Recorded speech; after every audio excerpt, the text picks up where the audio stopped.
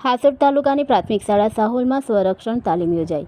પ્રાથમિક શાળા સાહોલમાં આચાર્ય નિલેશભાઈ સોલંકીના માર્ગદર્શન હેઠળ સ્વરક્ષણની તાલીમ યોજવામાં આવી।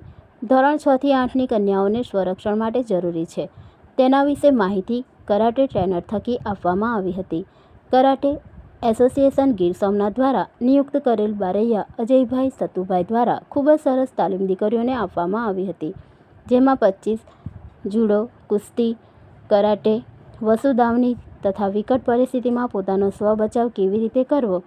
સ્વરક્ષણ એવી કળા છે જે વ્યક્તિને પોતાની સુરક્ષા માટે તાત્કાલિક જોખમ સામે યોગ્ય પગલાં લેવા સક્ષમ બનાવે છે। આજના સમયમાં ખાસ કરીને દીકરીઓ માટે સ્વરક્ષણનું જ્ઞાન અત્યંત જરૂરી છે।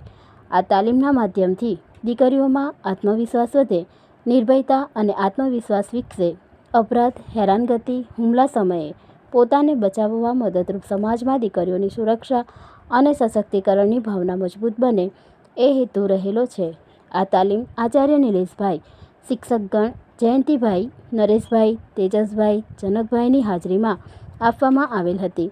આ તાલીમથી દીકરીઓ નિર્ભય બની પોતાના જીવનમાં ચોક્કસ આગળ વધી શકશે એવો વિશ્વાસ સ્થાપિત કર્યો હતો।